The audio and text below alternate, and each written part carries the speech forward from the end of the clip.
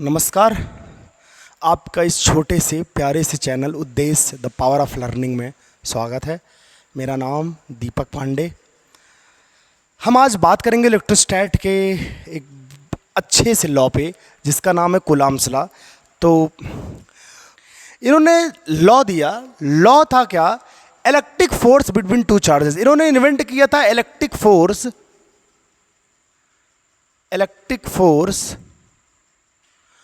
Between two charges. इन्होंने force के magnitude को फाइंड किया था। मैग्नीट्यूड ऑफ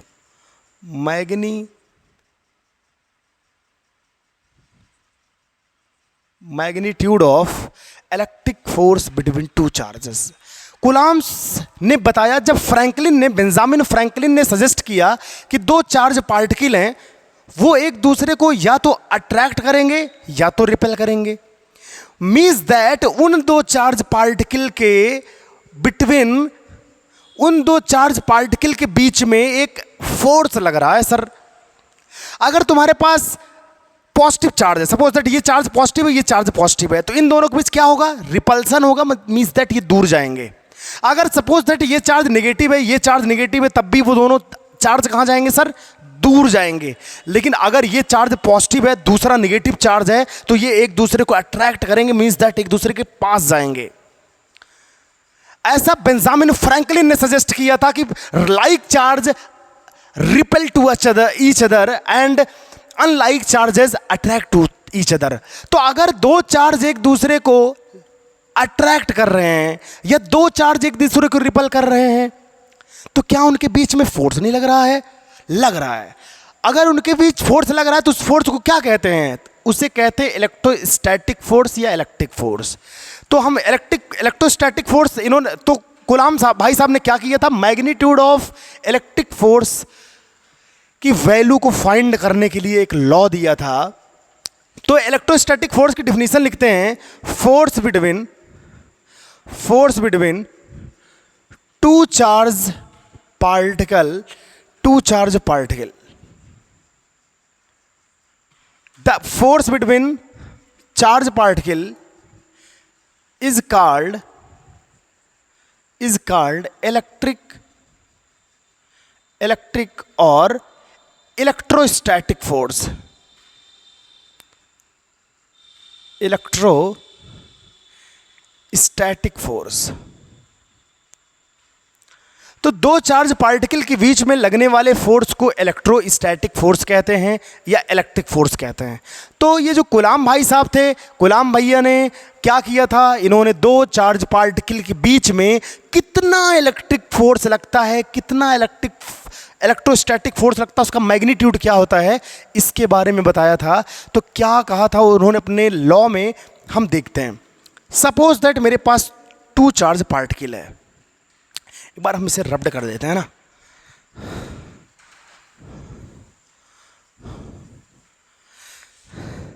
तो क्या कहता है कूलॉम्स लॉ? कहता है कि the electric force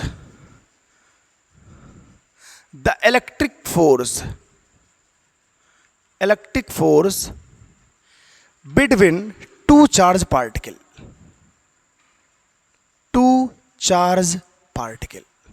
Electric force between two charge particle.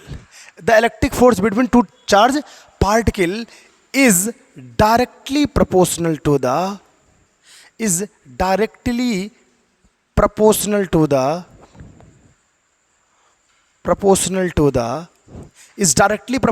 the product of both charges, product of at rest point charges and inversely proportional to the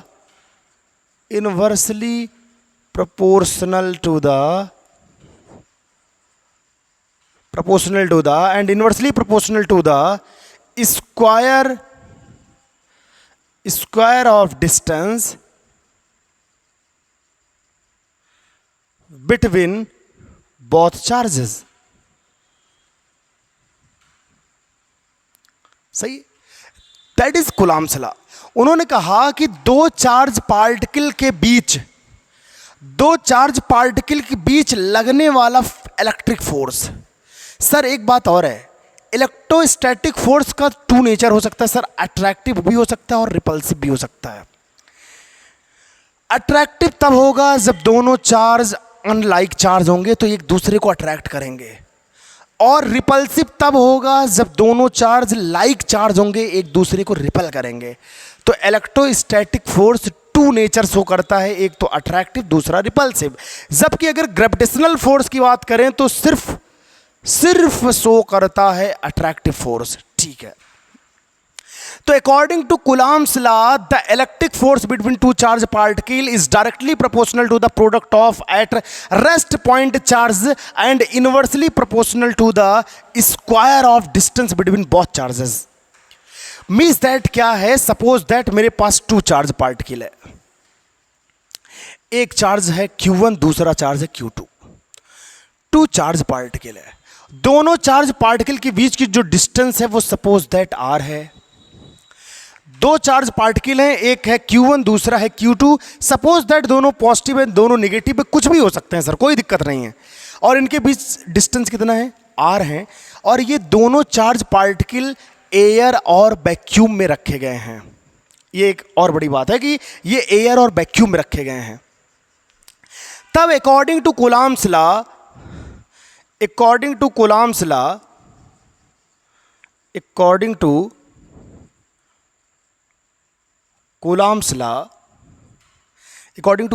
क्या होगा, देखिए।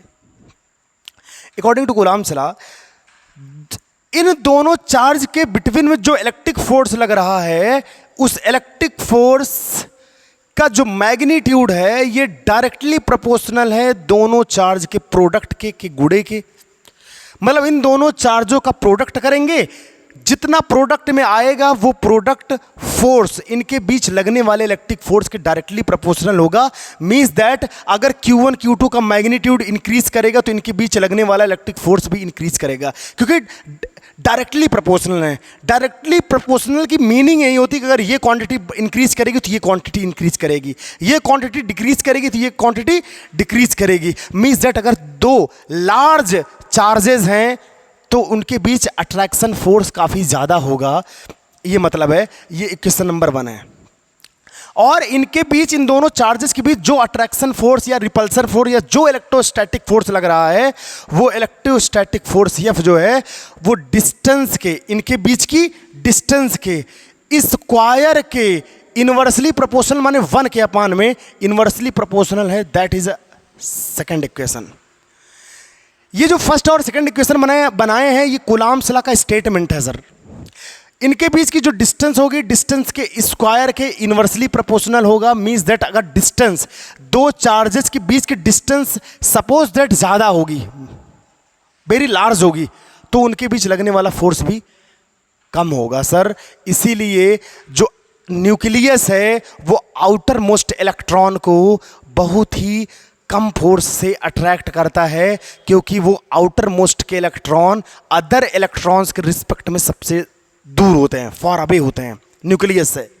तो अगर दो चार्जेस के बीच की सेपरेशन बहुत ही लार्ज हो, ज़्यादा हो तो उनके बीच लगने वाला फोर्स कम होगा। इनवर्सली प्रोपोर्शनल माने उल्टा काम होगा सर। अगर ये ज़्यादा होगा तो ये कम होगा, ये कम होगा तो ये ज़्यादा होगा। सिंपल सी बात है। अगर इक्वेशन नंबर 1 और 2 को मिला दें,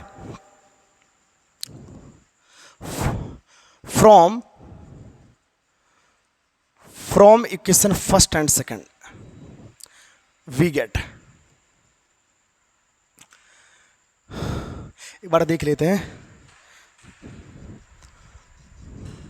ठीक है। From equation first and second, तो ये F है तो F हो जाएगा प्रोपोर्शनलिटी, तो ये आ जाएगा Q1 Q2 upon R square. Rule है सर कि अगर प्रोपोर्शनलिटी का साइन हटाएंगे तो इक्वल का साइन लगाएंगे, इक्वल का साइन लगाएंगे तो एक कांस्टेंट ऐड करेंगे, वो कांस्टेंट है सर स्मॉल के।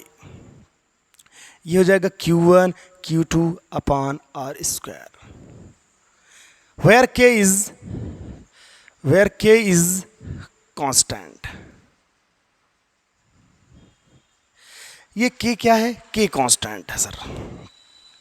वेयर k इज कांस्टेंट, एक बार इधर मिटा देते हैं, k कांस्टेंट है ना, k constant.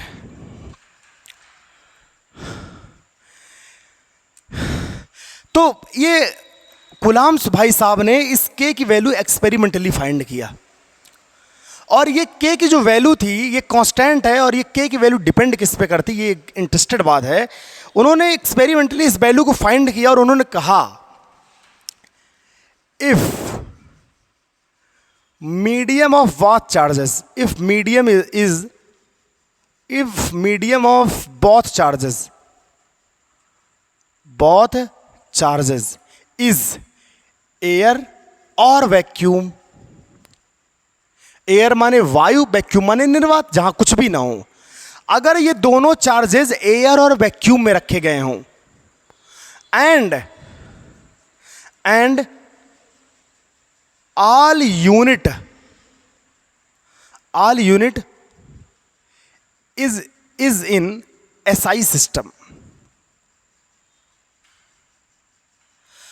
all unit is in SI system, और इसमें जितनी भी क्वांटिटी हैं, all unit is in SI system given expression।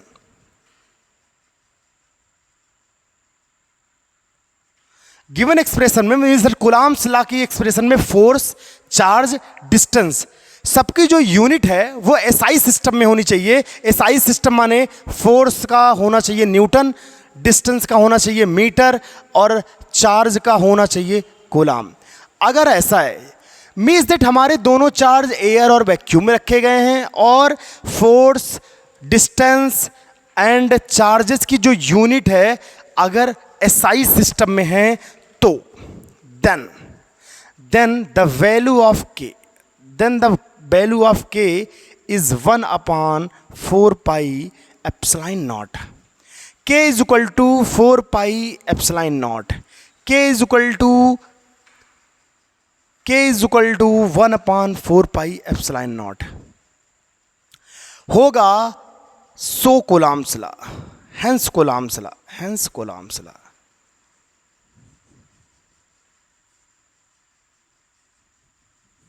Hence Coulomb's law, F is equal to 1/4 pi epsilon naught into में Q1 Q2 upon R square complete। F is equal to 1/4 pi epsilon naught into में Q1 Q2 upon R square, where epsilon naught एक नया constant दिख रहा है, where epsilon naught is the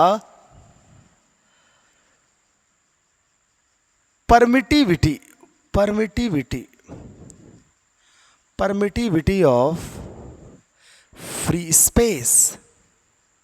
means that जो epsilon not है इसे permittivity of free space कहते हैं, या परमिटिविटी ऑफ वैक्यूम और एयर कहते हैं। ठीक है, तो अगर तुमसे कोई पूछे what is a coulombs law, expression क्या है कूलाम्स लॉ का, तो आप बोलोगे सिंपल सा F equal to K Q1 Q2 upon R square, या F equal to 1/4 pi epsilon naught into में Q1 Q2 upon R square. Force की यूनिट सर होती है न्यूटन, आपको पता है एसआई सिस्टम में। अब बात आती है कि एप्सिलॉन नॉट क्या है, तो epsilon not is the constant that is called permittivity of free space, and that is a constant,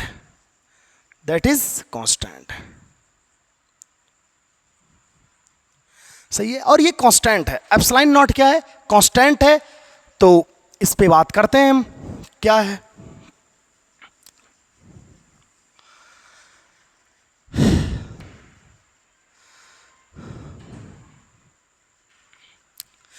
अब ये इस 1/4 पाई एप्सिलॉन नॉट की न्यूमेरिकल वैल्यू भी होती है।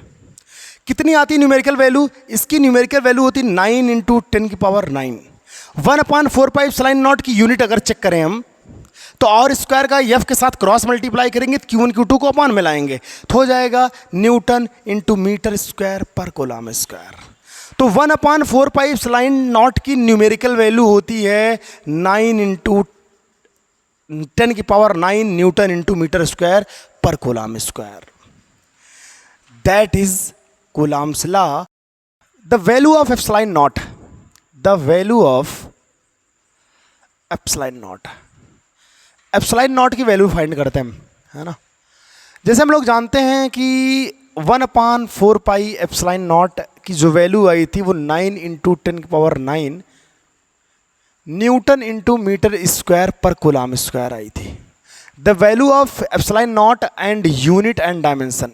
Unit and dimension.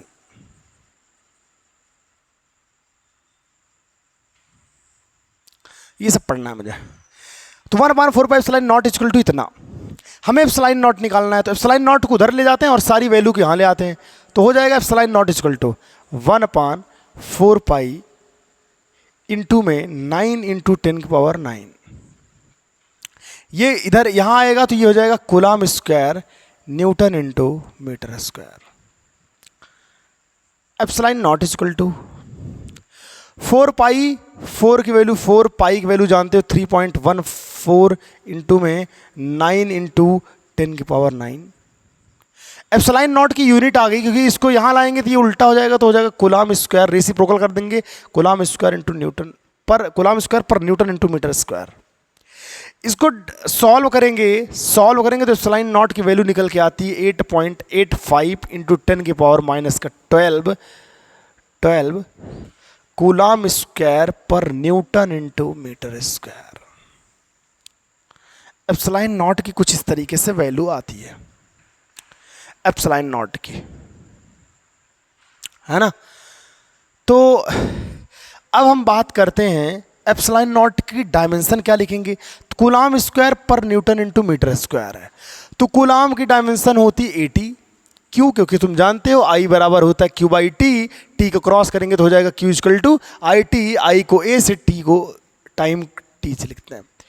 Coulomb square है तो यहाँ हो जाएगा A2 T2 अपान में. यहाँ है न्यूटन की डायमेंशन होती है MLT माइनस का 2. मीटर स्क्वायर का होता है L2. तो कुल मिला के इसको ले जाएंगे, सबको ऊपर ले जाएंगे, सॉल्व करेंगे तो आएगा m⁻⁻1. यहाँ पर L2 l⁻1 L3 हो जाएगा, ऊपर जाएगा तो l⁻3 हो जाएगा. t-2 ऊपर जाएगा तो हो जाएगा t⁻4 और यहाँ पर ऑलरेडी है a⁻2. That is a dimension of epsilon not. ठीक है. तो m-1 l-3 t⁻4 a⁻2 that is a dimension of epsilon naught. Epsilon naught is a constant that is called permittivity of free space. Permittivity of free space.